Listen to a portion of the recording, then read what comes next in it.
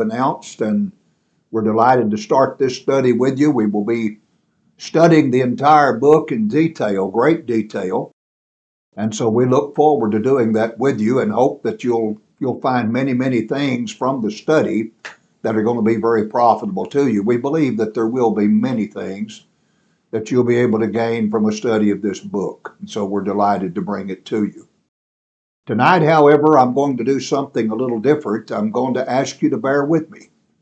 We're going to read the book of Daniel, because I know people out there have not read Daniel that are tuned into us tonight. And, there's no need to start the study of a book like Daniel. It's a difficult book as it is, without having some view of what the book's about. So what I propose to do with you tonight is simply to read the book to you.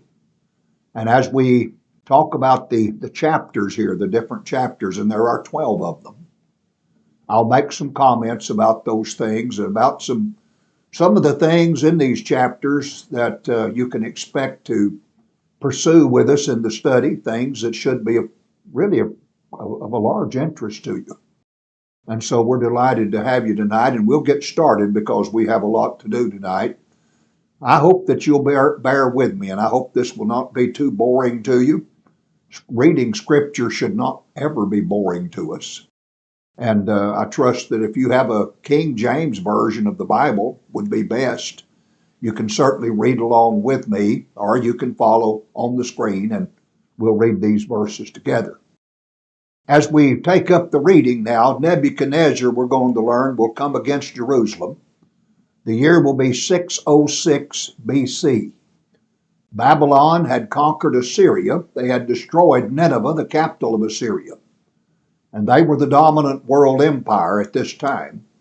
And they besieged Jerusalem and took captives out of the land of out of Judah and out of Jerusalem. Daniel was among those captives. There were 3 different waves of this, and I'll get into the history with you in the next study, because I want to give you the background and the history of Israel and some things leading up to the study of the book of Daniel as well. But first, we read the book, and then I'll give you the background, and then we'll begin a chapter by chapter and a verse by verse study of the entire book. Daniel chapter 1, we begin at verse 1. The Bible says, in the 3rd year of the reign of Jehoiakim, king of Judah, came Nebuchadnezzar, king of Babylon, unto Jerusalem, and besieged it. And the Lord gave Jehoiakim, king of Judah, into his hand, with part of the vessels of the house of God, which he carried into the land of Shinar to the house of his God. And he brought the vessels into the treasure house of his God.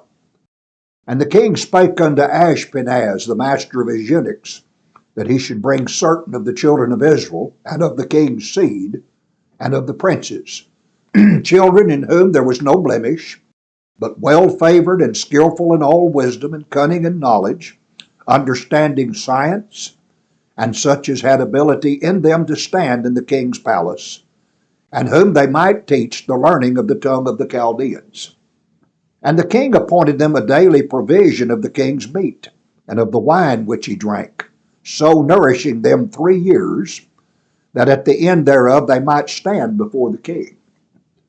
Now among these were of the children of Judah, Daniel, Hananiah, Mishael, and Azariah, unto whom the prince of the eunuchs gave names. For he gave unto Daniel the name of Belteshazzar, and to Hananiah of Shadrach, and to Mishael, Meshach, and to Azariah, Abednego. But Daniel purposed in his heart that he would not defile himself with the portion of the king's meat, nor with the wine which he drank. Therefore he requested of the prince of the eunuchs that he might not defile himself. Now God had brought Daniel into favor and tender love with the prince of the eunuchs. And the prince of the eunuchs said unto Daniel, I fear my lord the king, who hath appointed your meat and your drink. For why should he see your faces worse lacking than the children which are of your sort? Then shall you make me endanger my head to the king. Then said Daniel to Melzar, whom the prince of the eunuchs had set over Daniel, Hananiah, Mishael, and Azariah, Prove thy servants, I beseech thee, 10 days. Let them give us pulse to eat, and water to drink. Excuse me. Then let our countenances be looked upon before thee, and the countenance of the children that eat of the portion of the king's meat. And as thou seest, deal with thy servants. So he consented to them in this matter and proved them 10 days. And at the end of 10 days, their countenances appeared fairer and fatter in flesh than all the children which did eat of the portion of the king's meat.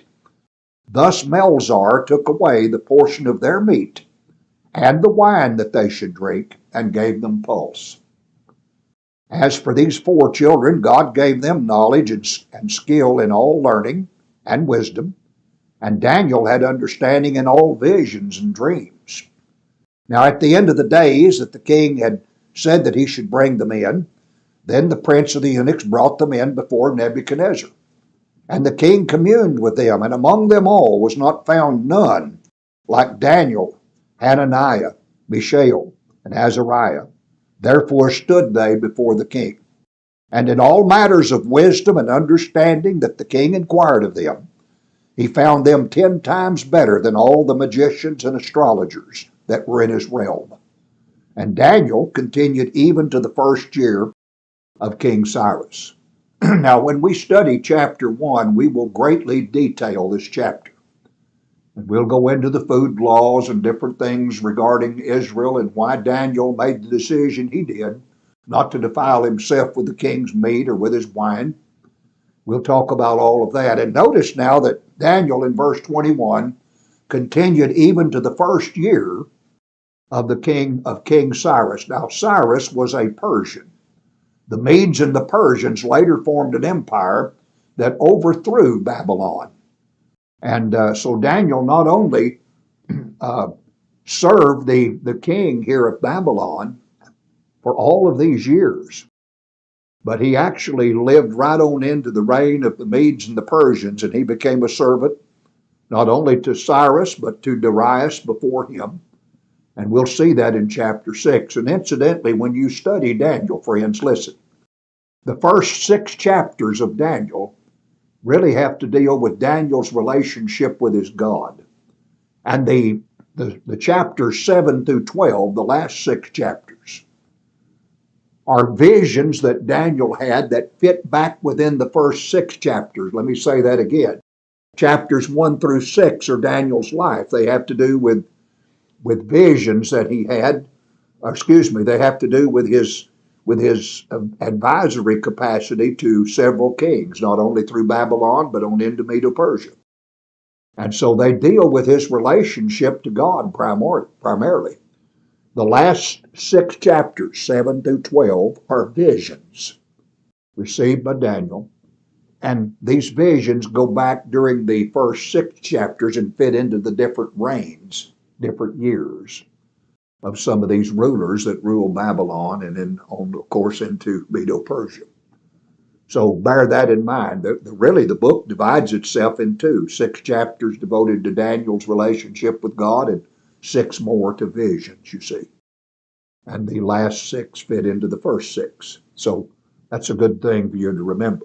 We'll detail chapter 1 greatly. Now, chapter 2, friends, is very interesting because now we're going to get into the kingdom of God, predictions about its establishment, and let's just read how this all came about. In Daniel 2, verse 1, in the 2nd year of the reign of Nebuchadnezzar dreamed dreams wherewith his spirit was troubled, and his sleep brake from him. Then the king commanded to call the magicians and the astrologers and the sorcerers and the Chaldeans, for to show the king his dreams. So they came and stood before the king. And the king said unto them, I have dreamed a dream, and my spirit was troubled to know the dream. Then spake the Chaldeans to the king in Syriac, O king, live forever. Tell thy servants the dream, and we will show the interpretation. And the king answered and said to the Chaldeans, the thing is gone from me. And if ye will not make known unto me the dream with the interpretation thereof, ye shall be cut in pieces, and your houses shall be made a dunghill. But if you show me the dream and the interpretation thereof, then shall ye receive of me gifts and rewards and great honor. Therefore show me the dream and the interpretation thereof. They answered again and said, Let the king tell his servants the dream, and we will show the interpretation of it. The king answered and said, I know of a certainty that ye would gain the time, because ye see the thing is gone from me. But if ye will not make known unto me the dream, there is but one decree for you. For ye have prepared lying and corrupt words to speak before me, till the time be changed. Therefore tell me the dream, and I shall know that you can show me the interpretation thereof. The Chaldeans answered before the king and said, There is not a man upon the earth that can show the king's matter. Therefore there is no king, lord, nor ruler that asks such things at any magician or astrologer or Chaldean. And it is a rare thing that the king requireth. And there is none other that can show it before the king except the gods, whose dwelling is not with flesh. For this cause the king was angry and very furious, and commanded to destroy all the wise men of Babylon. And the decree went forth that the wise men should be slain, and they sought Daniel and his fellows to be slain. Then Daniel answered with counsel and wisdom unto Arioch, the captain of the king's guard, which was gone forth to slay the wise men of Babylon. He answered and said to Arioch, the king's captain, Why is the decree so hasty from the king? Then Arioch made the thing known to Daniel. Then Daniel went in and desired of the king that he would give him time, and that he would show the king the interpretation. Then Daniel went to his house and made the thing known to Hananiah, Mishael, Azariah, his companions, that they would desire mercies of the God of heaven concerning this secret, that Daniel and his fellows should not perish with the rest of the wise men of Babylon. Then was the secret revealed unto Daniel in a night vision. Then Daniel blessed the God of heaven. Daniel answered and said, Blessed be the name of God forever and ever, for wisdom and might are his. And he changeth the times and the seasons. He removeth kings, and setteth up kings. He giveth wisdom unto the wise, and knowledge to them that know understanding. He revealeth the deep and secret things. He knoweth what is in the darkness, and the light dwelleth with him. I thank thee, and I praise thee, O God of my fathers, who has given me wisdom and might, and hast made known unto me now what we desired of thee, for thou hast now made known unto us the king's matter. Therefore Daniel went unto Arioch, whom the king had ordained to destroy the wise men of Babylon. He went and said thus unto him, Destroy not the wise men of Babylon.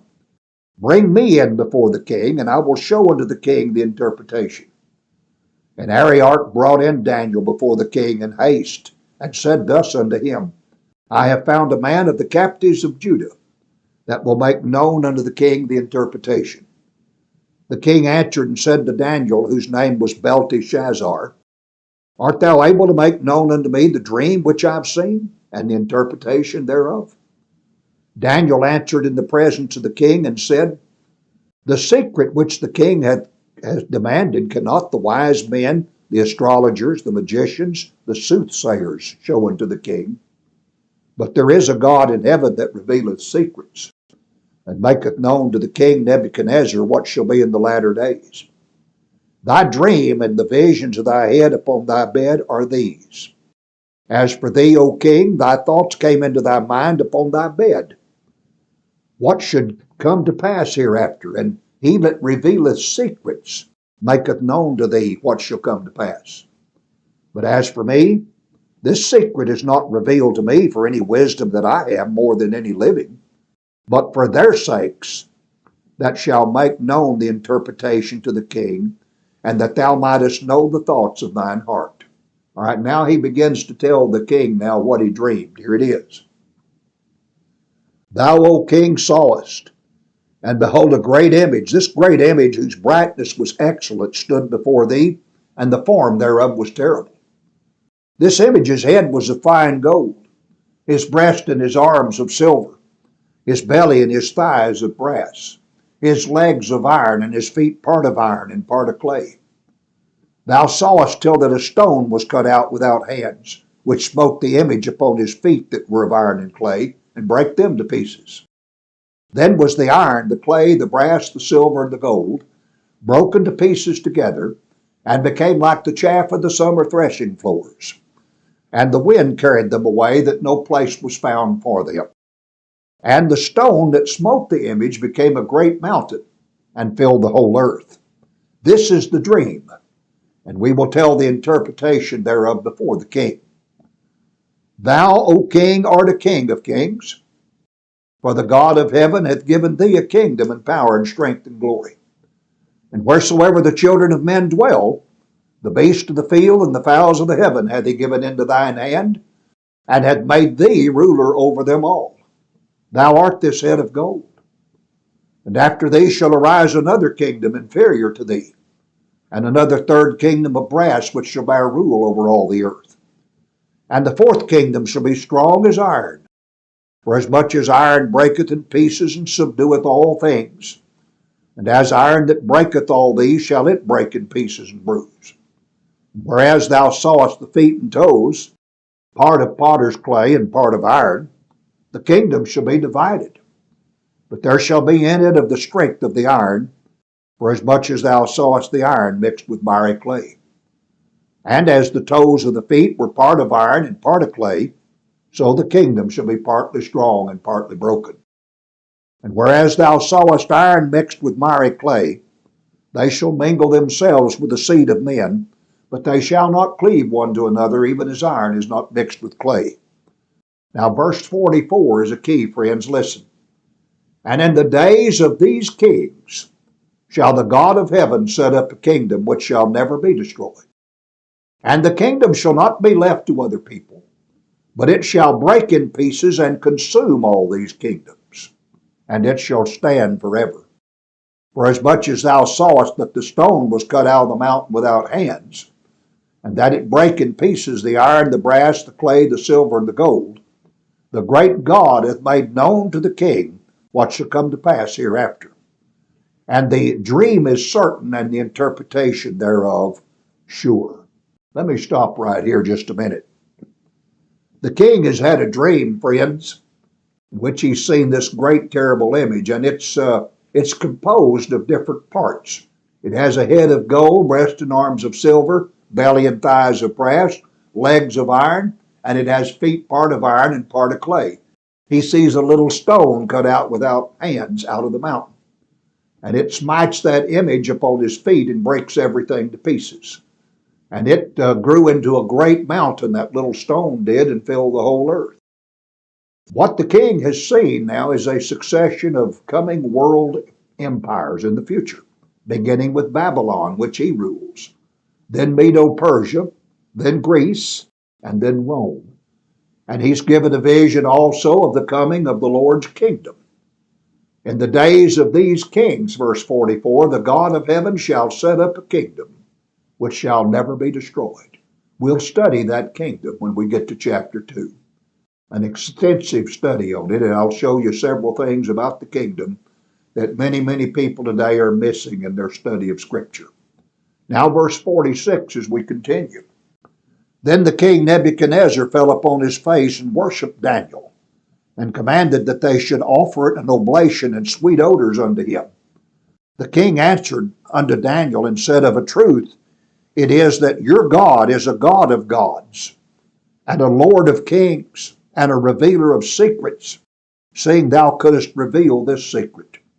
Then the king made Daniel a great man, and gave him many great gifts, and made him ruler over the whole province of Babylon, and chief of the governors over all the wise men of Babylon.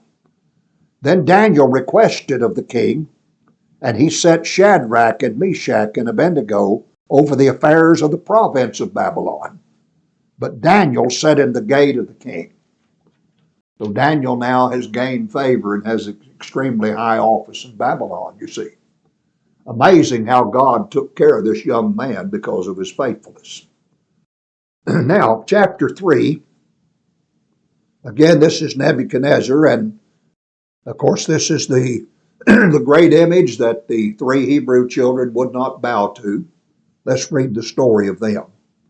Nebuchadnezzar the king made an image of gold, whose height was 60 cubits, and the breadth thereof 6 cubits, and set it up in the plain of Dura in the province of Babylon.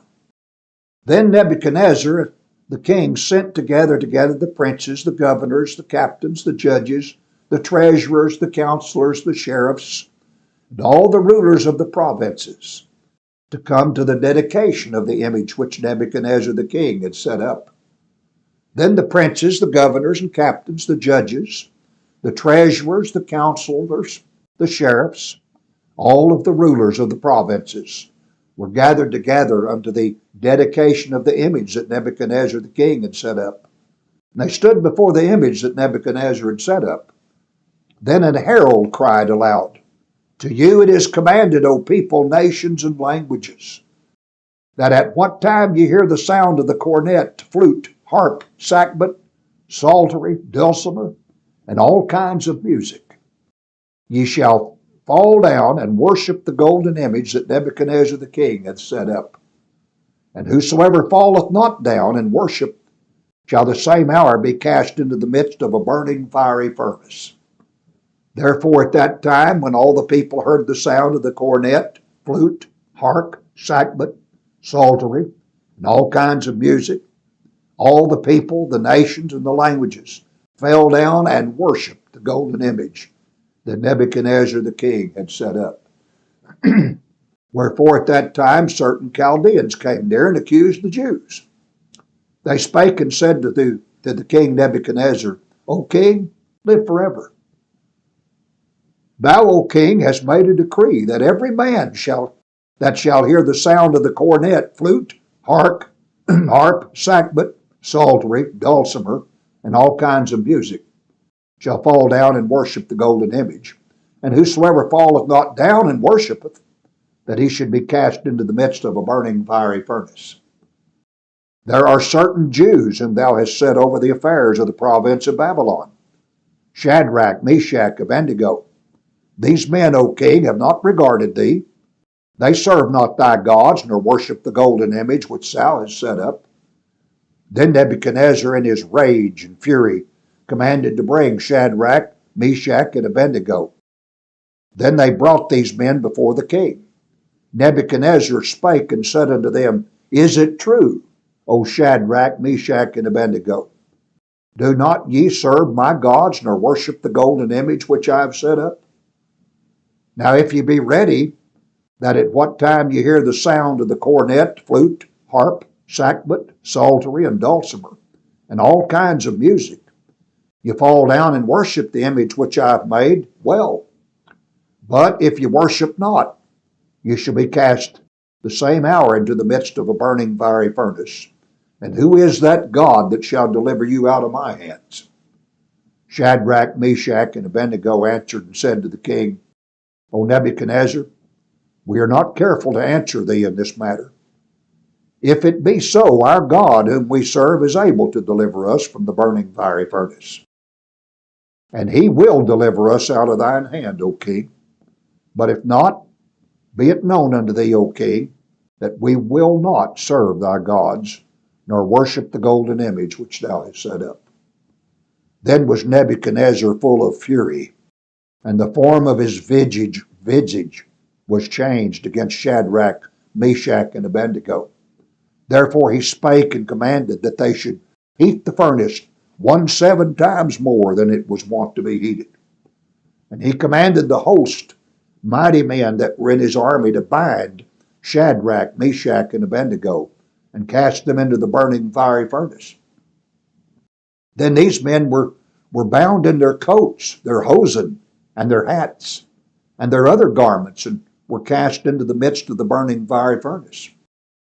Therefore, because the king's commandment was urgent, and the furnace exceeding hot, the flame of the fire slew those men that took up Shadrach, Meshach, and Abednego. And these three men, Shadrach, Meshach, and Abednego, fell down bound into the midst of the burning fiery furnace.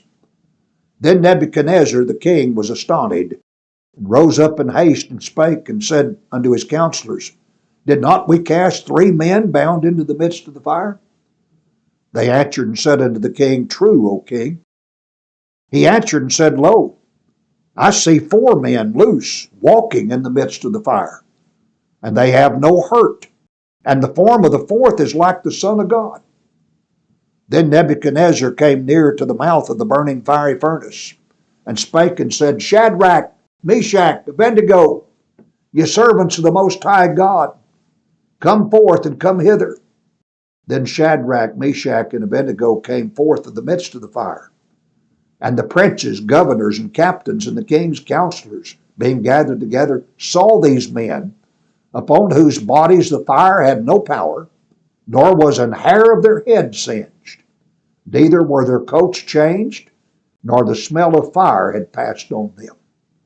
Then Nebuchadnezzar spake and said, Blessed be the God of Shadrach, Meshach, and Abednego, who hath sent his angel and delivered his servants that trusted in him, and have changed the king's word, and yielded their bodies that they might not serve nor worship any god except their own God.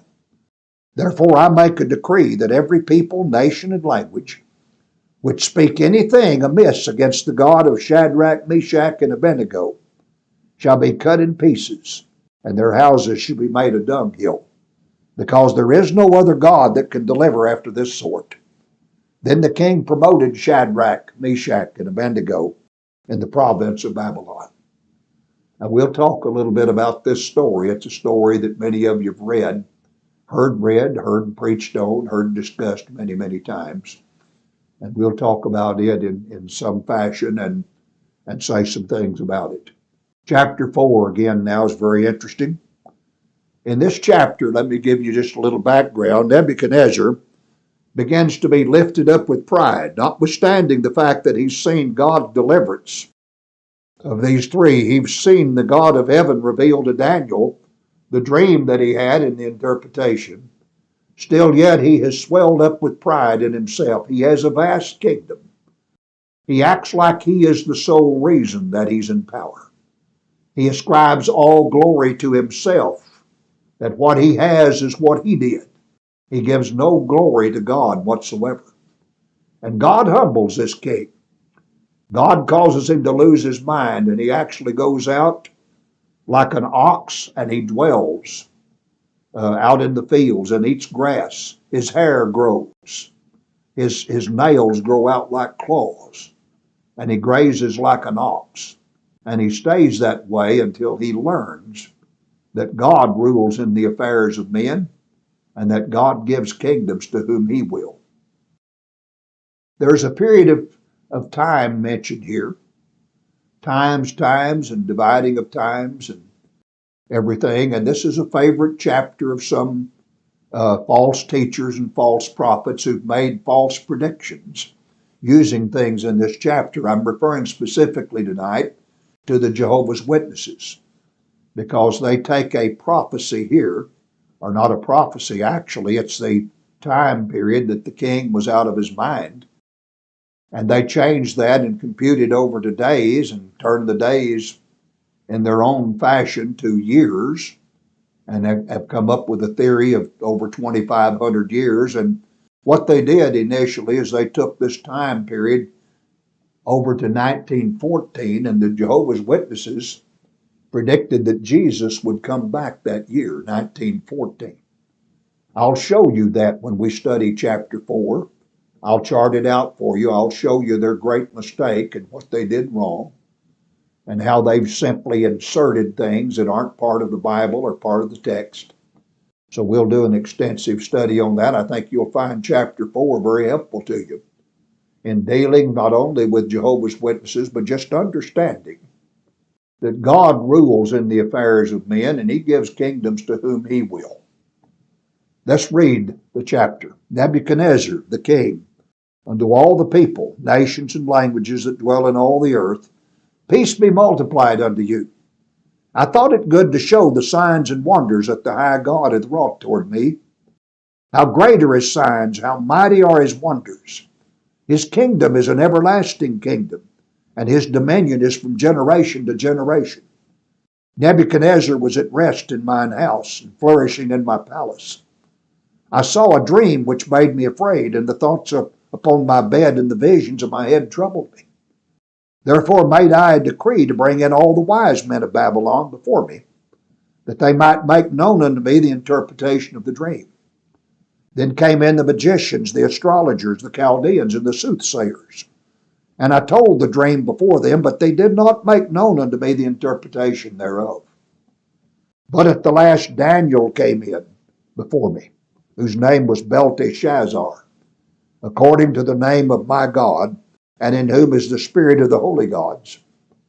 And before him I told the dream, saying, O Belteshazzar, master of the magicians, because I know that the spirit of the holy gods is in thee, and no secret troubleth thee. Tell me the vision of my dream that I've seen, and the interpretation thereof. Thus were the visions of mine hid in my bed. I saw, and behold, a tree in the midst of the earth, and the height thereof was great. The tree grew and was strong, and the height thereof reached unto heaven, and the sight thereof to the end of the earth. The leaves thereof were fair, and the fruit thereof much, and in it was meat for all. The beasts of the field had shadow under it. The fowls of the heaven dwell in the bowels thereof, and all flesh was fed thereof of it. I saw in the visions of my head upon my bed, and behold, a watcher and a holy one came down from heaven. He cried aloud and said thus, Hew down the tree, cut off his branches, shake off his leaves, scatter his fruit, let the beasts get away from under it, and the fowls from his branches. Nevertheless, leave the stump of his roots in the earth, even with a band of iron and brass, in the tender grass of the field. And let it be wet with the dew of heaven, and let his portion be with the beast in the grass of the earth. Let his heart be changed from a man's, and let a beast's heart be given unto him, and let 7 times pass over him. This matter is by decree of the watchers, and the demand by the word of the holy ones, to the intent that the living may know that the Most High ruleth in the kingdom of men, and giveth it to whomsoever he will, and setteth up over it the basest of men. This dream I, King Nebuchadnezzar, have seen. Now thou, O Belteshazzar, declare the interpretation thereof, for as much as all the wise men of my kingdom are not able to make known unto me the interpretation, but thou art able, for the spirit of the holy gods is in thee.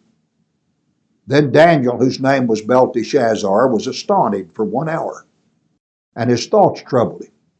The king spake and said, Belteshazzar, let not the dream or the interpretation thereof trouble thee. Belteshazzar answered and said, My lord, the dream be to them that hate thee, and the interpretation thereof to thine enemies. The tree that thou sawest, which grew and was strong, whose height reached unto heaven, and the sight thereof to all the earth, whose leaves were fair, and the fruit thereof much. And it was meat for all, under which the beasts of the field dwelt, and upon whose branches the fowls of heaven had their habitation. It is thou, O king. Thou art grown and become strong, for thy greatness is grown, and reacheth unto heaven, and thy dominion to the end of the earth. And whereas the king saw a watcher and a holy one come down from heaven, saying, Hew the tree down and destroy it, yet leave the stump of the roots in the earth, thereof in the earth, even with a band of iron and brass in the tender grass of the field. And let it be wet with the dew of heaven, and let his portion be with the beast of the field, till 7 times pass over him. This is the interpretation, O king. This is the decree of the Most High, which is come upon my lord the king, that they shall drive thee from men, and thy dwelling shall be with the beasts of the field. They shall make thee to eat grass as oxen, and they shall wet thee with the dew of heaven, and 7 times shall pass over thee, till thou know that the Most High ruleth in the kingdom of men, and giveth it to whomsoever he will. And whereas they commanded to leave the stump of the tree roots, thy kingdom shall be sure unto thee, and after that thou shalt have known that the heavens do rule. Wherefore, O king, let my counsel be acceptable unto thee. Break off thy sins by righteousness, and thine iniquities by showing mercy to the poor, if it may be a lengthening of thy tranquility. All this came upon the king Nebuchadnezzar. At the end of 12 months he walked in the palace of the kingdom of Babylon. The king spake and said, Is not this great Babylon that I have built for the house of my kingdom, for the house of the kingdom, by the might of my power and for the honor of my majesty? While the word was in the king's mouth, there fell a voice from heaven saying, O King Nebuchadnezzar, to thee it is spoken, the kingdom is departed from thee.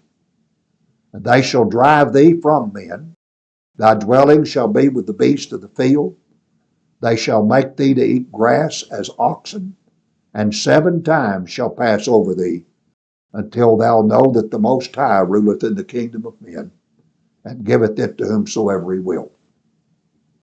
The same hour was the thing fulfilled upon Nebuchadnezzar.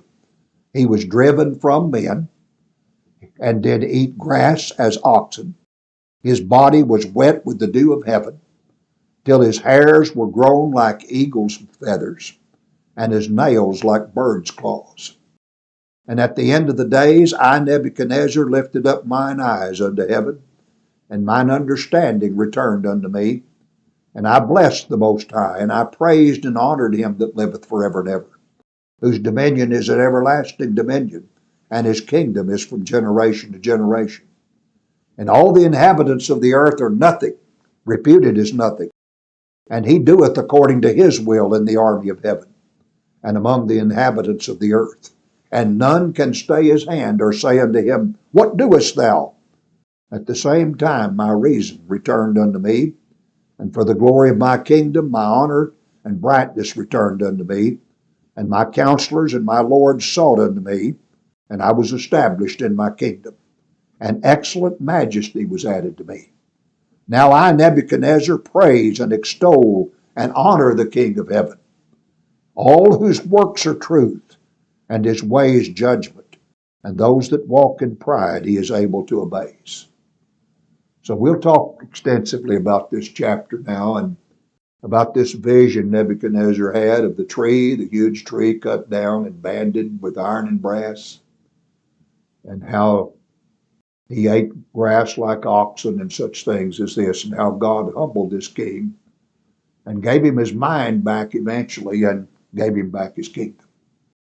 Chapter 5, we have Belshazzar, who is son of Nebuchadnezzar. He's throwing a drunken feast one night with all of his princes, and he's using vessels that had been stolen out of the temple there in Jerusalem. And they're drinking wine out of those things. All of a sudden, part of a hand starts writing on the wall. Scares him to death. Daniel is brought in to read this handwriting on the wall because nobody can interpret the meaning of it. Chapter 5 is very interesting. Friends, listen. Babylon fell this very night, and Belshazzar was killed. The kingdom of Babylon was taken over that very night by the Medes and the Persians, who marched into that city under its walls, and I'll talk to you a little bit about that when we study chapter 5. It's very interesting. And they took over his kingdom that night, and Babylon fell, and Medo-Persia became the dominant world empire that very night. Let's read the chapter 5. Belshazzar the king made a great feast to 1,000 of his lords, and drank wine before the 1,000. Belshazzar, while he tasted the wine, commanded to bring the golden and silver vessels which his father Nebuchadnezzar had taken out of the temple which was in Jerusalem, that the king and his princes, his wives, and his concubines might drink therein. Then they brought the golden vessels that were taken out of the temple of the house of God, which were at Jerusalem. And the king and his princes, his wives, and his concubines drank in them. They drank wine and praised the gods of gold and of silver, of brass, of wood, of iron, of stone. In the same hour came forth fingers of a man's hand, and wrote over against the candlestick upon the plaster of the wall of the king's palace. And the king saw the part of the hand that wrote. Then was the king's countenance changed, and his thoughts troubled him, so that the joints of his loins were loosed, and his knees smote against one another. The king cried aloud to bring in the astrologers, the Chaldeans, and the soothsayers. And the king spake and said to the wise men of Babylon, Whosoever shall read this writing and show me the interpretation thereof shall be clothed with scarlet, and have a chain of gold about his neck, and shall be the third ruler in the kingdom. Then came in all the king's wise men, but they could not read the writing, nor make known to the king the interpretation thereof. Then was the king Belshazzar greatly troubled, and his countenance was changed in him, and his lords were astonished. Now the queen, by reason of the words of the king and his lords, came into the banquet house. And the queen spake and said, O king, live forever. Let not thy thoughts trouble thee, nor let thy countenance be changed. There is a man in thy kingdom in whom is the spirit of the holy gods. And in the days of thy father, light and understanding and wisdom, like the wisdom of the gods, was found in him, whom the king Nebuchadnezzar, thy father, the king, I say thy father, made master of the magicians, astrologers, Chaldeans, and soothsayers. For as much as an excellent spirit and knowledge and understanding and interpreting of dreams and showing of hard sentences and dissolving of doubts were found in the same Daniel, whom the king named Belteshazzar. Now let Daniel be called, and he will show the interpretation. Then was Daniel brought in before the king, and the king spake and said unto Daniel, Art thou that Daniel which art of the children of the captivity of Judah, whom the king my father brought out of Jewry? I have even heard of thee, that the spirit of the gods is in thee, and that light and understanding and excellent wisdom is found in thee. And now the wise men, the astrologers, have been brought in before me, that they should read this writing and make known unto me the interpretation thereof, but they could not show the interpretation of the thing. And I've heard of thee, that thou canst make interpretations and dissolve doubts. Now if thou canst read the writing and make known to me the interpretation thereof, thou shalt be clothed with scarlet, and have a chain of gold about thy neck, and shalt be third ruler in the kingdom. Then Daniel answered and said before the king, Let thy gifts be to thyself, and give thy rewards to another. Yet I will read the writing unto the king, and make known to him the interpretation. O thou king, the Most High God gave Nebuchadnezzar thy father a kingdom, and majesty and glory and honor. And for the majesty that he gave him, all people, nations, and languages trembled and feared before him. Whom he would, he slew, and whom he would, he kept alive, and whom he would set up, and whom he would, he put down. But when his heart was lifted up and his mind hardened in pride, he was deposed from his kingly throne, and they took his glory from him. And he was driven from the sons of men, and his heart was made like the beast, and his dwelling was with the wild asses. And they fed him with grass like oxen, and his body was wet with the dew of heaven, till he knew that the Most High God ruled in the kingdom of men, and that he appointeth over it whomsoever he will. And thou his son, O Belshazzar, hast not humbled thine heart, though thou knewest all this, but thou hast lifted up thyself against the Lord of heaven. And they have brought the vessels of his house before thee, and thou and thy lords, thy wives, and thy concubine have drunk wine in them. And thou hast praised the gods of silver and gold, of brass, iron, wood, and stone, which see not, nor hear, nor know, and the God in whose hand thy breath is, and whose are all thy ways, thou hast not glorified.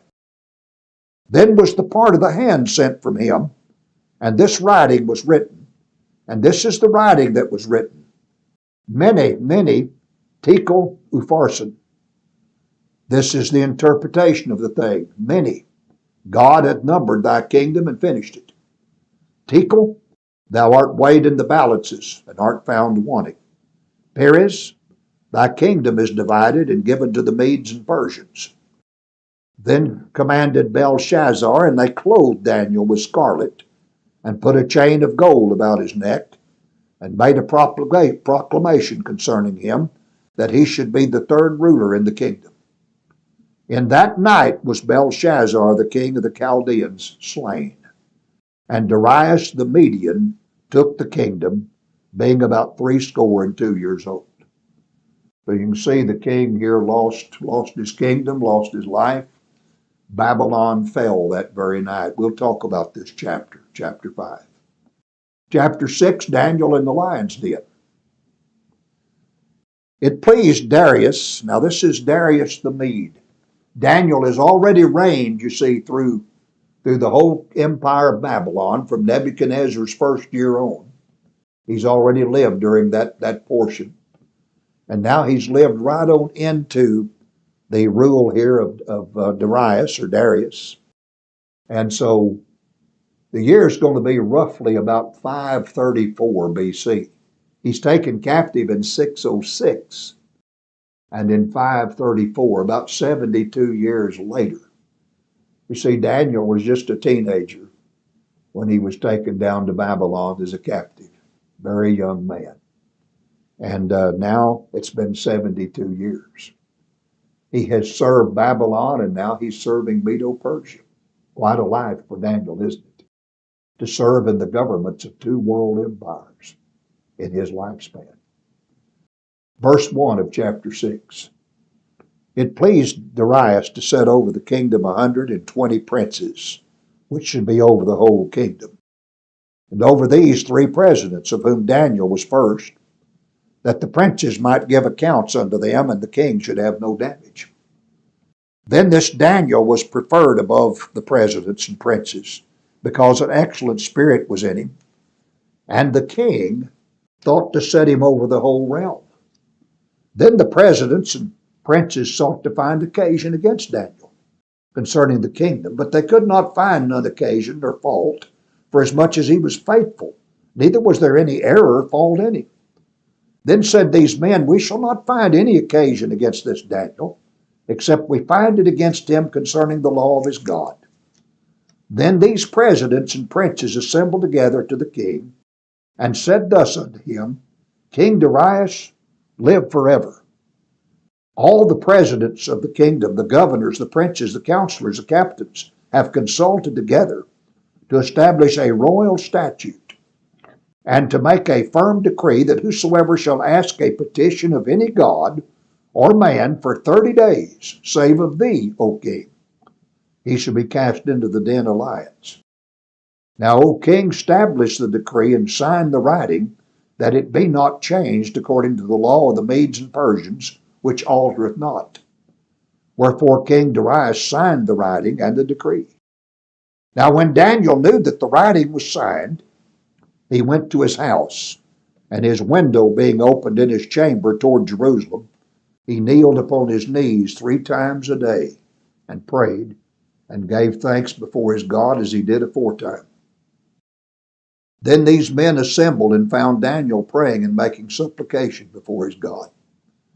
Then they came near and spake before the king concerning the king's decree. Hast thou not signed a decree that every man that shall ask a petition of any god or man within 30 days, save of thee, O king, shall be cast into the den of lions? The king answered and said, The thing is true, according to the law of the Medes and Persians, which altereth not. Then answered they and said before the king, that Daniel, which is of the children of the captivity of Judah, regardeth not thee, O king, nor the decree that thou hast signed, but maketh his petition 3 times a day. Then the king, when he heard these words, was sore displeased with himself, and set his heart on Daniel to deliver him, and he labored till the going down of the sun to deliver him. Then these men assembled unto the king, and said unto the king, Know, O king, that the law of the Medes and Persians is, that no decree or statute which the king establisheth may be changed. Then the king commanded, and they brought Daniel, and cast him into the den of lions. Now the king spake and said unto Daniel, Thy God whom thou servest continually, he will deliver thee. And a stone was brought and laid upon the mouth of the den. And the king sealed it with his own signet, and with the signet of his lords, that the purpose might not be changed concerning Daniel. Then the king went to his palace and passed the night fasting. Neither were instruments of music brought before him, and his sleep went from him. Then the king arose very early in the morning, and went in haste unto the den of lions. And when he came to the den, he cried with a lamentable voice unto Daniel. And the king spake and said to Daniel, O Daniel, servant of the living God, is thy God whom thou servest continually able to deliver thee from the lions? Then said Daniel unto the king, O king, live forever. My God hath sent his angel, and hath shut the lions' mouths, that they have not hurt me. For as much as before him innocency was found in me, and also before thee, O king, have I done no hurt. Then was the king exceeding glad for him, and commanded that they should take Daniel out of the den. So Daniel was taken up out of the den, and no matter of hurt was found upon him, because he believed in his God. And the king commanded, and they brought those men which had accused Daniel. And they cast them into the den of lions, them, their children, and their wives. And the lions had the mastery of them, and brake all their bones in pieces, or ever they came at the bottom of the den. Then King Darius wrote unto all people, nations, and languages that dwell in all the earth, Peace be multiplied unto you.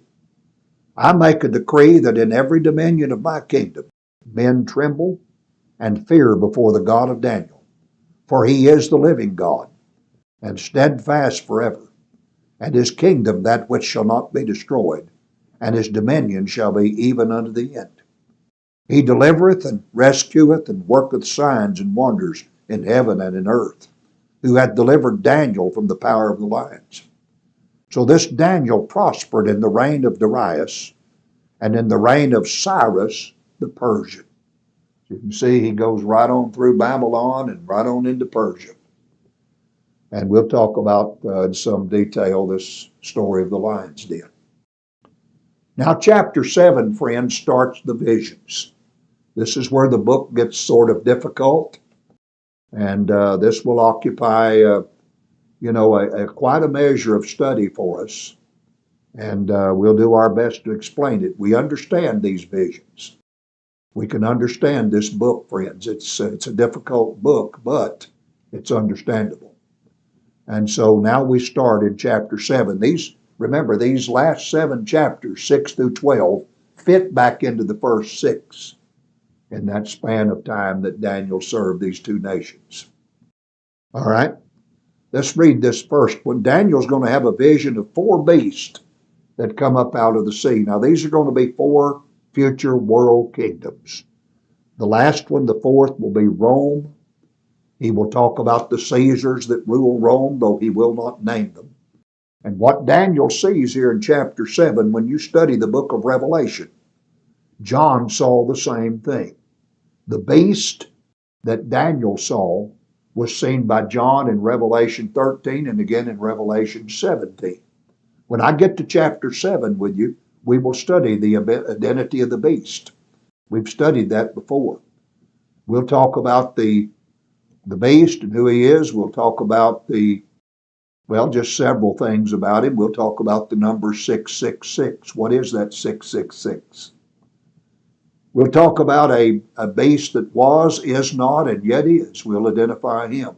There's a harlot in Revelation 17. We will identify her.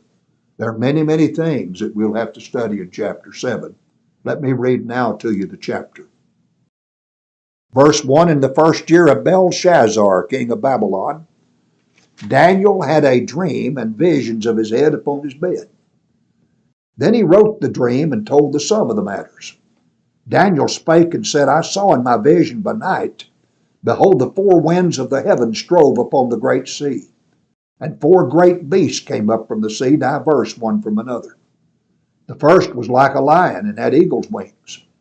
I beheld till the wings thereof were plucked, And it was lifted up from the earth and made stand upon the feet as a man, and a man's heart was given to it.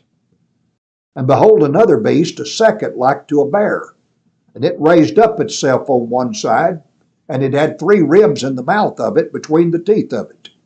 And they said thus unto it, Arise, devour much flesh. After this I beheld, and lo, another like a leopard, which had upon the back of it 4 wings of a fowl. The beast had also 4 heads, and dominion was given to it. After this I saw in the night visions, behold, a 4th beast, dreadful and terrible and strong exceedingly. And it had great iron teeth. It devoured and brake in pieces, and stamped the residue with the feet of it. And it was diverse from all the beasts that were before it, and it had 10 horns. I considered the horns. Behold, there came up among them another little horn, before whom there were 3 of the first horns plucked up by the roots. And behold, in this horn were eyes like the eyes of a man, and a mouth speaking great things. I beheld till the thrones were cast down, and the Ancient of Days did sit, whose garment was white as snow, and the hair of his head like the pure wool. His throne was like the fiery flame, and his wheels as burning fire. A fiery stream issued and came forth from before him. Thousands ministered unto him, and 10,000 times 10,000 stood before him. The judgment was said, and the books were opened. I beheld then because of the voice of the great words which the horn spake.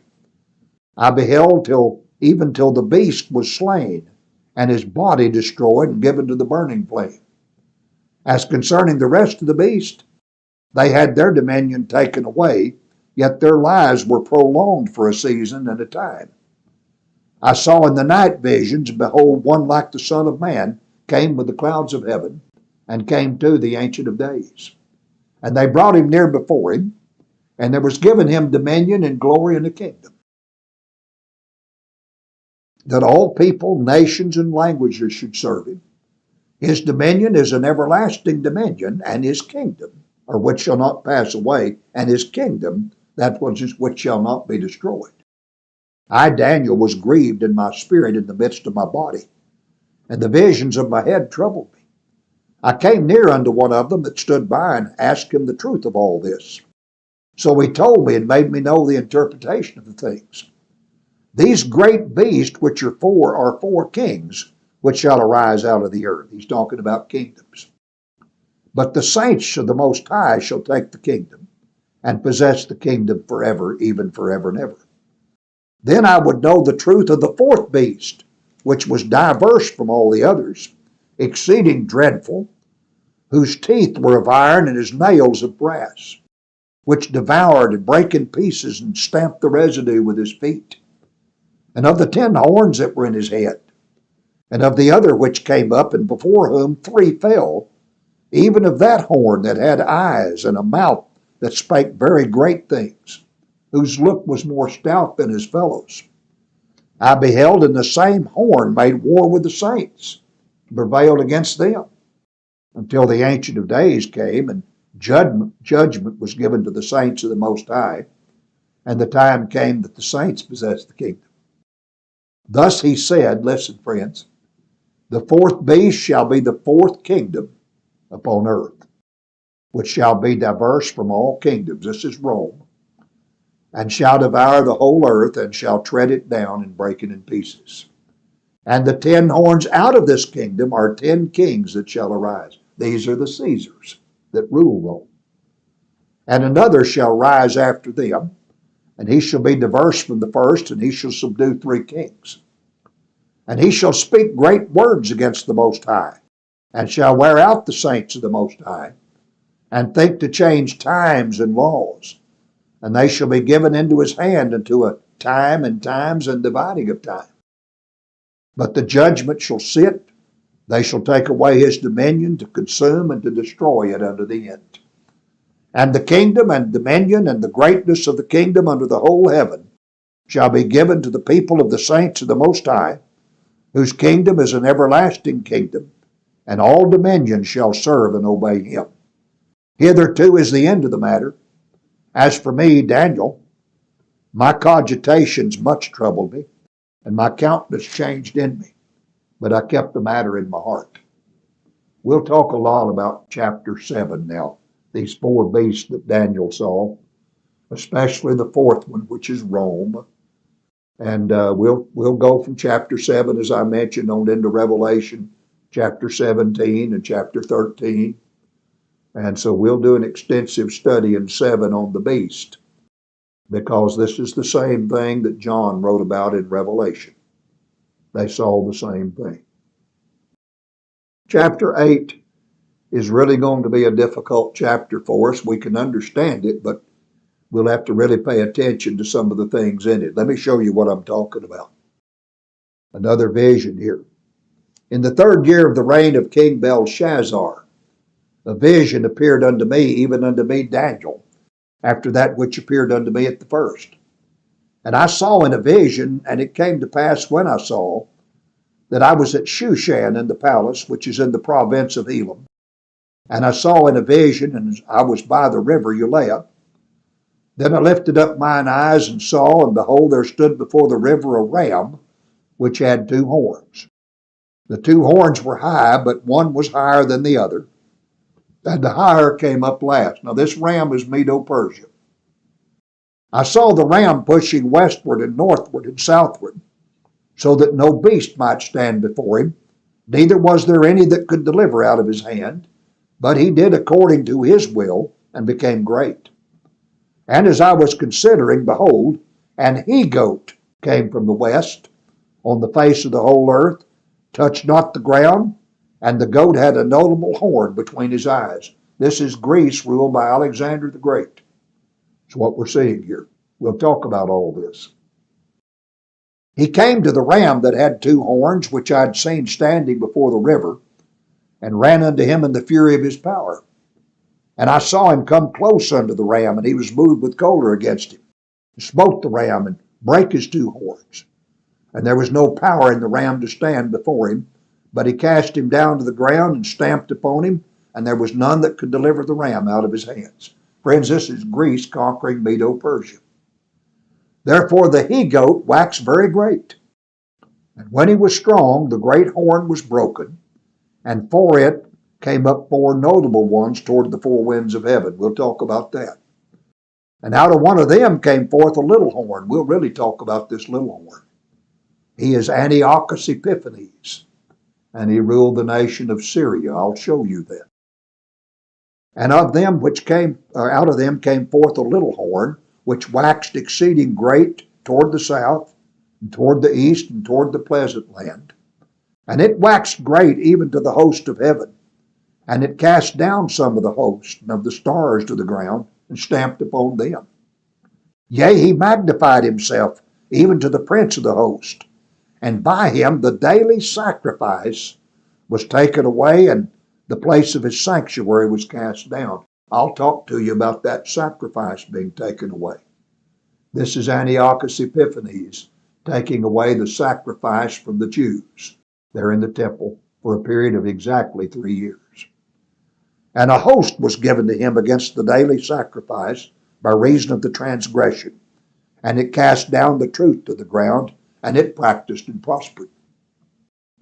Then I heard one saint speaking, and another saint said unto that certain saint which spake, How long shall be the vision concerning the daily sacrifice and the transgression of desolation, to give both the sanctuary and the host to be trodden underfoot?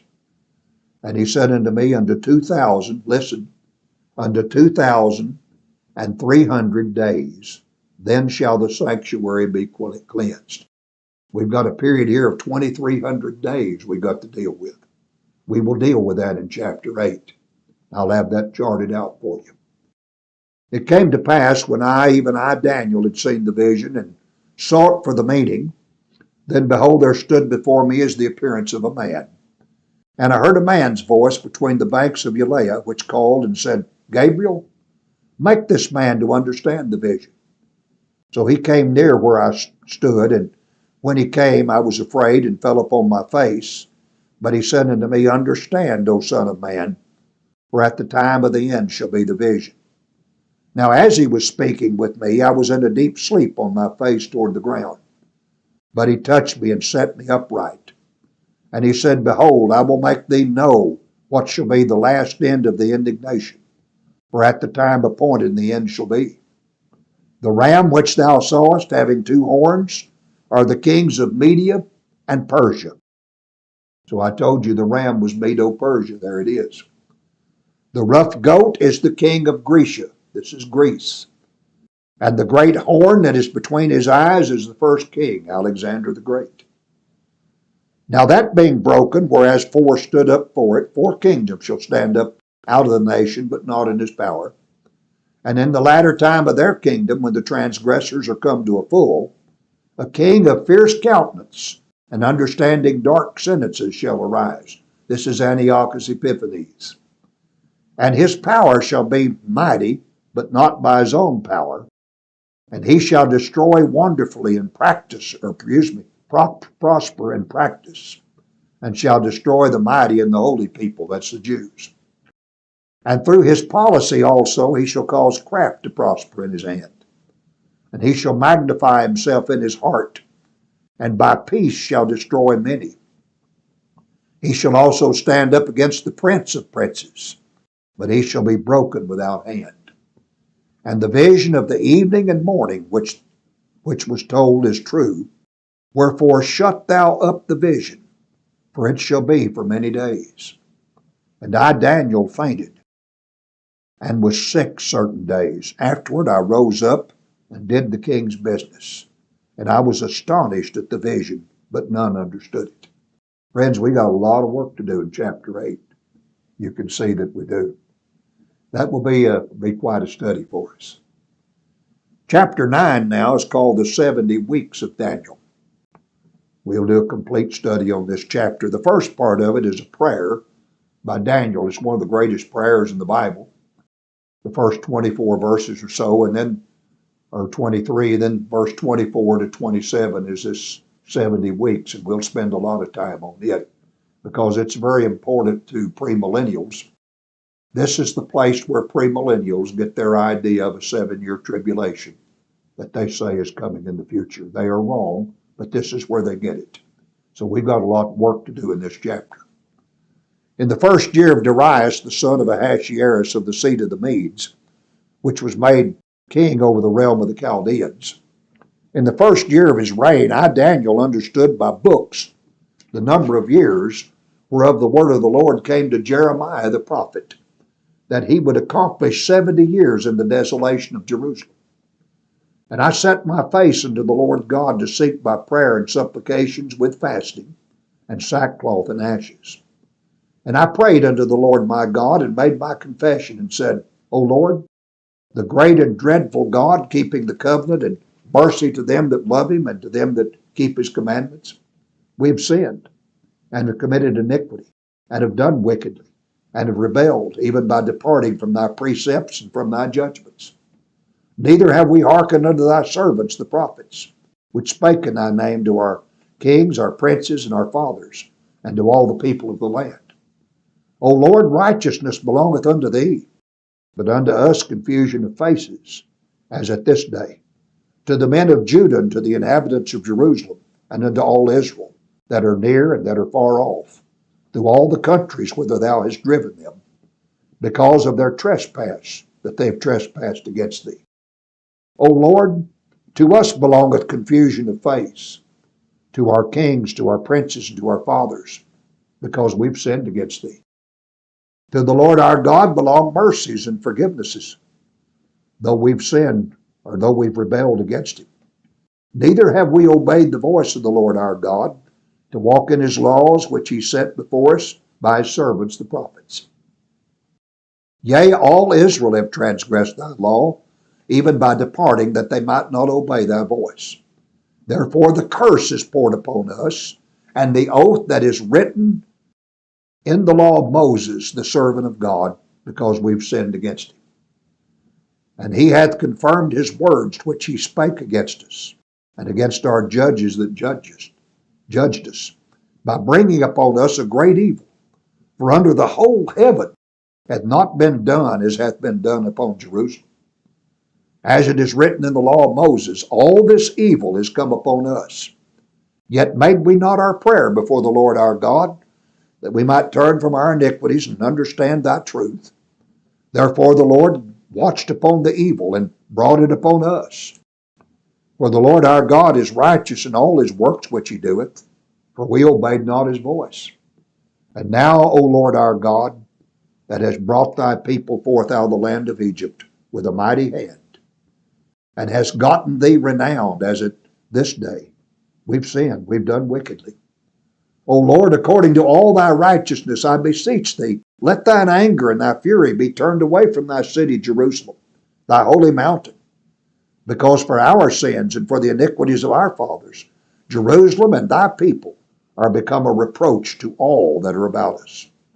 Now therefore, O our God, hear the prayer of thy servant and his supplications, and cause thy face to shine upon thy sanctuary that is desolate, for the Lord's sake. O my God, incline thine ear and hear. Open thine eyes and behold our desolations, and the city which is called by thy name. For we do not present our supplications before thee for our righteousnesses, but for thy great mercies. O Lord, hear. O Lord, forgive. O Lord, hearken and do. Defer not, for thine own sake, O my God. For thy city and thy people are called by thy name. And whilst I was speaking and praying and confessing my sin and the sin of my people Israel, and presenting my supplication before the Lord my God for the holy mountain of my God, yea, whiles I was speaking in prayer, even the man Gabriel, whom I'd seen in the vision at the beginning, being caused to fly swiftly, touched me about the time of the evening oblation. And he informed me and talked with me and said, O Daniel, I am now come forth to give thee skill and understanding. At the beginning of thy supplications the commandment came forth, and I'm come to show thee, for thou art greatly beloved. Therefore understand the matter and consider the vision. Now here's the vision that Daniel had. 70 weeks are determined upon thy people, upon thy holy city, to finish the transgression, to make an end of sins, to make reconciliation for iniquity, to bring in everlasting righteousness, to seal up the vision and prophecy, and to anoint the most holy. Know therefore and understand that from the going forth of the commandment to restore and to build Jerusalem unto the Messiah the Prince shall be 7 weeks and 62 weeks. The street shall be built again, and the wall even in troublous times. And after 62 weeks shall Messiah be cut off, but not for himself. And the people of the prince that shall come shall destroy the city and the sanctuary, and the end thereof shall be with a flood. And unto the end of the war desolations are determined. And he shall confirm the covenant with many for 1 week. And in the midst of the week he shall cause the sacrifice and the oblation to cease. And for the overspreading of abominations he shall make it desolate even until the consummation. And that determined shall be poured upon the desolate. We'll talk a lot about this 70 weeks of Daniel. That will be the highlight of the study of chapter 9. We have a lot to say about that, friends. It's a prophecy you need. It's a prophecy you need to understand. Not just for yourself, but to help your religious neighbor. Many, many people are confused over this prophecy. It's already been fulfilled. We will show that and talk about it in great detail. Now, chapter 10. We'll learn several things here that are of interest. Let's read verse 1. In the 3rd year of Cyrus, king of Persia. So we're here again now.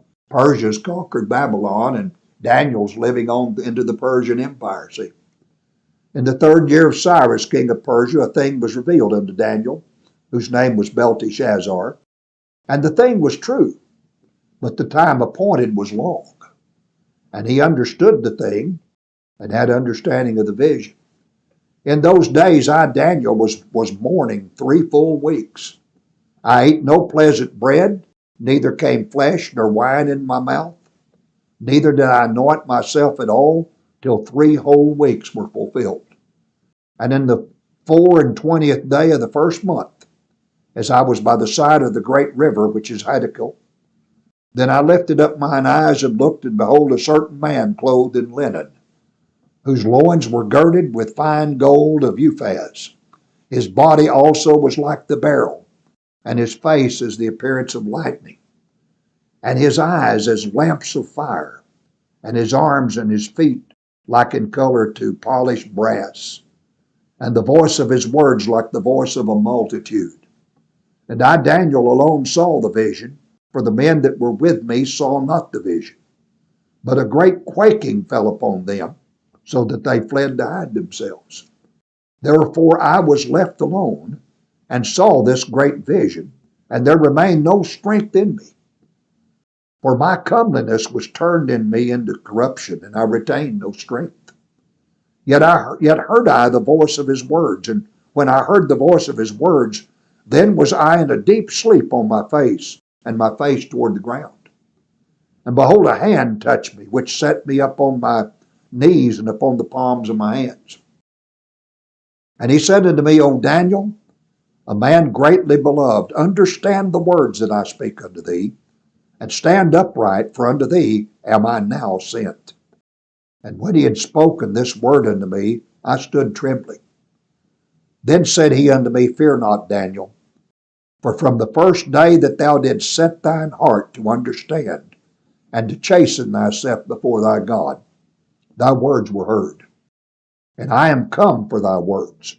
But the prince of the kingdom of Persia withstood me 21 days. But lo, Michael, one of the chief princes, came to help me, and I remained there with the kings of Persia. Now I am come to make thee understand what shall befall thy people in the latter days. For yet the vision is for many days. And when he had spoken such words unto me, I set my face toward the ground, and I became dumb, meaning he couldn't speak. Behold, one like the similitude of the sons of men touched my lips. Then I opened my mouth and spake, and said unto him that stood before me, O my Lord, by the vision my sorrows are turned upon me, and I have retained no strength. For how can the servant of this my Lord talk with this my Lord? For as for me, straightway there remaineth no strength in me, neither is there any breath left in me. Then there came again and touched me one like the appearance of a man, and he strengthened me, and said, O man greatly beloved, fear not. Peace be unto thee, be strong, yea, be strong. And when he had spoken unto me, I was strengthened, and said, Let my Lord speak, for thou hast strengthened me. Then he said, Knowest thou wherefore I came unto thee?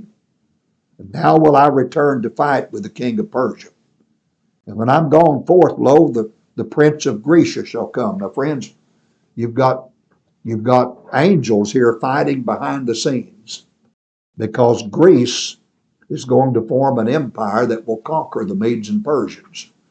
And we're being told here by Gabriel that he's going to go join this fight again with Michael, and that when he's gone, the prince of Grecia is going to come. And so there's a great struggle, you see, for world empires that are coming into existence. There are all kinds of things going on in the heavens. Spiritual battles, angels fighting, all kinds of things happening you and I cannot see behind the scenes. God's in control of everything, and that's what these verses are teaching us. And that's what Daniel's really being told. You see, he had Gabriel sent to him as soon as he started his 3-week fast. But Gabriel got hindered by the king of Persia. He got caught up in a battle, and Michael had to come help him. And he got delayed 3 weeks in getting to Daniel, even though he was dispatched the very first day he began the fast and began to pray. Took him 3 weeks to get there. Great spiritual battles, you see, were going on as nations were vying for power, and things were happening in the heavens and in the spirit realm that you and I cannot see with a physical eye. We just have to understand that all these things are happening and that God's ultimately in control of everything. We learned back in chapter 4, he gives kingdoms to whom he will. He sets kings on thrones. And so he does his will in the heavens and in the earth. Verse 21, but I will show thee that which is noted in the scripture of truth.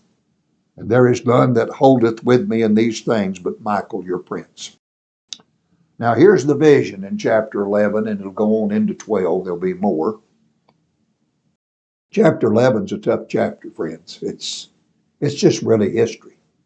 And let me tell you what you'll find in that chapter. There will be spoken of in that chapter, and I'll help you when we get to it, because we got a lot of work to do, and about the only way to teach chapter 11 is with a paraphrase. But here's the Mediterranean Sea. Here's Egypt. Up here to the north is Syria. Lying down here in the middle, here's the Jordan River, Sea of Galilee. The Jordan comes down, dumps into the Dead Sea. Over here is Jerusalem. This is Palestine. This is the Holy Land. Syria lies to the north. Egypt lies to the south. Israel is sandwiched in between. And what Daniel's going to see in this chapter 11, at times, Israel is going to be controlled by Egypt, the king of the south. There'll be other times they're controlled by Syria, the king of the north. There will be skirmishes between the king of the north and king of the south. There'll be marriages formed between these. All of this happened in history. Israel always lay in the middle, you see, and it was vulnerable to attack from the north and south. When you get to chapter 11, you'll see the king of the north mentioned and the king of the south. Now, if you study Hal Lindsey and his nonsense, his premillennial theory, some of his books like Late Great Planet Earth, There's a New World Coming, and all these things, he says the king of the north is Russia. He's just as wrong as he could be. The king of the north is not Russia. You see, this is history in Daniel's day, and shortly after, the latter days of the Jews. And the king of the north was Syria. It never was Russia. Never was Rome or anything like that, which some people make it Rome. It was always Syria. The king of the south is Egypt. And that's what chapter 11 is about. And I have no time tonight, of course, to go through any of this, but I will read the chapter with you. It's confusing because you're going to read of king of the north and king of the south, and you're going to say, what in the world's going on? Let's just read it, and at the appropriate time, we'll be talking about it. Also, in the first year of Darius the Mede, even I stood to confirm and to strengthen him. Chapter 11. And now will I show thee the truth. Behold, there shall stand up yet 3 kings in Persia. The fourth shall be by far richer than they all. By his strength, through his riches, he shall stir up all the realm against the realm of Grecia. And a mighty king shall stand up, that shall rule with great dominion and do according to his will. That's Alexander the Great. When he shall stand up, his kingdom shall be broken and shall be divided toward the 4 winds of heaven, and not to his posterity, nor according to his dominion which he ruled, for his kingdom shall be plucked up even for others besides those. And the king of the south shall be strong, this is Egypt, and one of his princes, and he shall be strong above him, and have dominion, and his dominion shall be a great dominion. And in the end of years they shall join themselves together. For the king's daughter of the south shall come to the king of the north to make an agreement. But she shall not retain the power of the arm, neither shall he stand nor his arm, but she shall be given up, and they that brought her, and he that begat her, and he that strengtheneth her in these times. But out of a branch of her roots shall one stand up in his estate, and shall enter into the fortress of the king of the north, and shall deal against them, and shall prevail. And shall also carry captives into Egypt their gods, with their princes, and with their precious vessels of silver and of gold, and he shall continue more years than the king of the north. So the king of the south shall come into his kingdom, and shall return into his own land. But his son shall be stirred up, and shall assemble a multitude of great forces. And one shall certainly come, and overflow and pass through. Then shall he return and be stirred up even to his fortress. And the king of the south shall be moved with choler, and shall come forth and fight with him, even with the king of the north. And he shall set forth a great multitude, but the multitude shall be given into his hand. And when he had taken away the multitude, his heart shall be lifted up, and he shall cast down many 10,000s, but he shall not be strengthened by it. For the king of the north shall return, and shall set forth a multitude greater than the former, and shall certainly come after certain years with a great army and with much riches. And in those times there shall stand, or many stand up against the king of the south. Also the robbers of thy people shall exalt themselves to establish the vision, but they shall fail. So the king of the north, remember this is Syria, shall come and cast up a mount, and take the most fenced cities in the arms of the south, that's Egypt, shall not withstand. Neither shall his chosen people, neither shall there be any strength to withstand.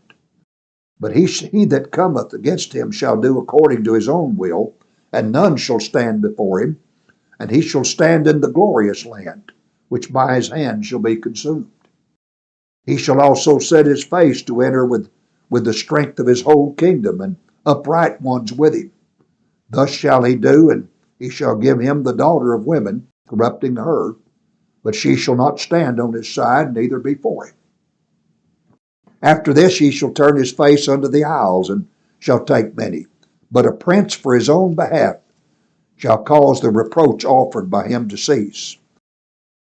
Without his own reproach he shall cause it to turn upon him. Then shall he turn his face toward the fort of his own land, but he shall stumble and fall and not be found. Now, friends, we've got to decipher all this, and we will. And I'll show you the history of all of this. I'll have it written down for you, and we'll study it, and we'll read it. Verse 20, then shall stand up in his estate a raiser of taxes in the glory of the kingdom. But within a few days he shall be destroyed, neither in anger nor in battle. And in his estate shall stand up a vile person, to whom they shall not give the honor of the kingdom, but he shall come in peaceably, and obtain the kingdom by flatteries.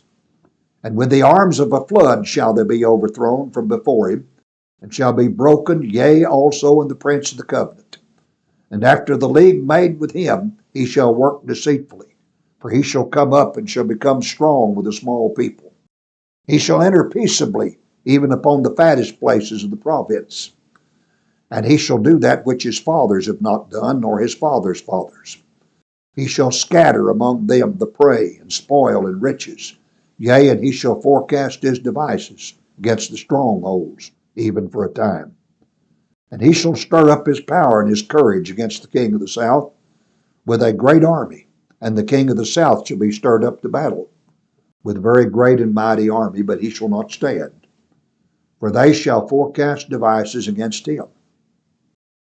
Yea, they that feed of the portion of his meat shall destroy him, and his army shall overflow, and many shall fall down slain.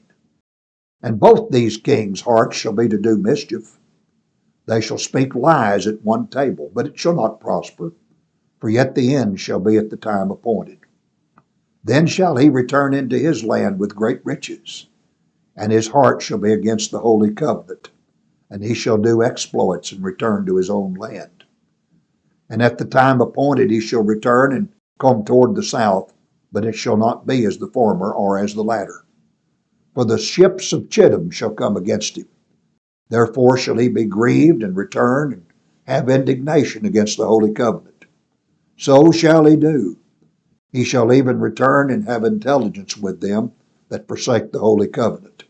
And arms shall stand on his part, and they shall pollute the sanctuary of strength, and take away the daily sacrifice. Now we saw this in chapter 8. This is Antiochus Epiphanes. I'll show you that. And they shall place the abomination that maketh desolate. We'll talk about what that is.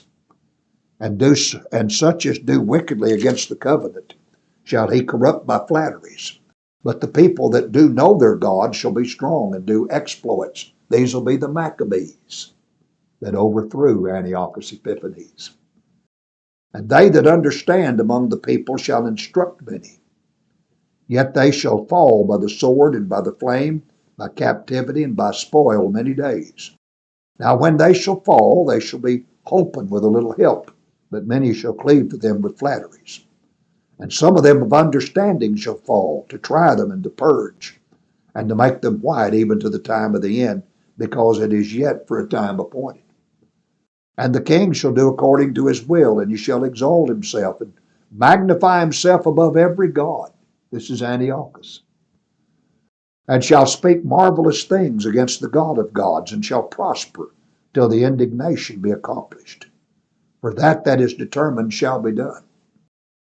Neither shall he regard the God of his fathers, nor the desire of women, nor regard any god, for he shall magnify himself above all. But in his estate shall he honor the God of forces, and a God whom his father knew not shall he honor with gold and silver and with precious stones and pleasant things. Thus shall he do in the most strongholds with a strange God, whom he shall acknowledge and increase with glory, and he shall cause them to rule over many, and shall divide the land for gain. And at the time of the end shall the king of the south push at him, and the king of the north shall come against him like a whirlwind, with chariots, and with horsemen, and with many ships. And he shall enter into the countries, and shall overflow and pass over. And he shall enter also into the glorious land, and many countries shall be overthrown. But these shall escape out of his hand, even Edom and Moab, and the chief of the children of Ammon. He shall stretch forth his hand also upon the countries, and the land of Egypt shall not escape. But he shall have power over the treasuries of gold and of silver, and over all the precious things of Egypt, and the Libyans and the Ethiopians shall be at his steps. But tidings out of the east and out of the north shall trouble him. Therefore he shall go forth with great fury to destroy, and utterly to make away many. And he shall plant the tabernacle of his palace between the seas and the glorious holy mountain. Yet he shall come to his end, and none shall help him. So we'll have a lot to do, you can see in chapter 11. Finally, chapter 12. At that time shall Michael stand up, the great prince, which standeth for the children of thy people. And there shall be a time of trouble such as never was since there was a nation, even to that same time. And at that time thy people shall be delivered, every one that shall be found written in the book. Many of them that sleep in the dust of the earth shall awake, some to everlasting life, some to shame and everlasting contempt. And they that be wise shall shine as the brightness of the firmament, and they that turn many to righteousness as the stars forever and ever. But thou, O Daniel, shut up the words and seal the book. So Daniel's told to seal this up, see. Seal the book, even to the time of the end, for many shall run to and fro, and knowledge shall be increased. Then I, Daniel, looked, and behold, there stood other two, the one on this side of the bank of the river, and the other on that side of the bank of the river. And one said to the man clothed in linen, which was upon the waters of the river, How long shall it be to the end of these wonders? And I heard the man clothed in linen, which was upon the waters of the river, when he held up his right hand and his left hand unto heaven, and swear by him that liveth forever, that it shall be for a time and times and a half. And when he shall have accomplished to scatter the power of the holy people, all these things shall be finished. And I heard, but I understood not. Then said I, O Lord, O my Lord, what shall be the end of these things? And he said, Go thy way, Daniel, for the words are closed up and sealed till the time of the end. Many shall be purified and made white and tried, but the wicked shall do wickedly, and none of the wicked shall understand, but the wise shall understand. Now notice, from the time that the daily sacrifice shall be taken away, and the abomination that maketh desolate set up, there shall be 290 days. Blessed is he that waiteth, and cometh to the 1,305 and 30 days. We got a period here, friends, of 1,290 days. We got another period of 1,335 days. We need to know what these things are. We will know what they are. I'll chart these out for you when we get to chapter 12. Verse 13, but go thy way till the end be, for thou shalt rest and stand in thy lot at the end of days.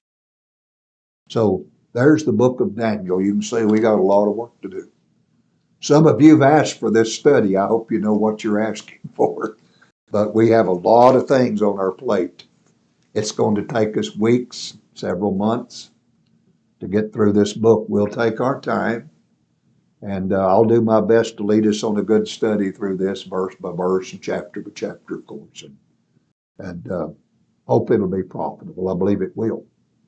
My friends, next study, here's what I want to do with you. Before we ever get into chapter 1, before we ever start the book, I want to give you the background. I want to give you the history leading up to this. There's some things that will be helpful. Furthermore, we have people who deny that the book of Daniel is inspired. There are many people who believe that Daniel was written later than what it purports to be written. That actually all this was fulfilled, a good part of it, and then Daniel, somebody named Daniel, wrote this, perhaps in the 2nd century BC. Of course, Daniel lived way back before that time, you see. And so it's believed that this book is not inspired and that Daniel is not a prophet. When we study the next time, I'm going to show you evidence that Daniel did live back when he said he did, that he is a prophet, that he is inspired.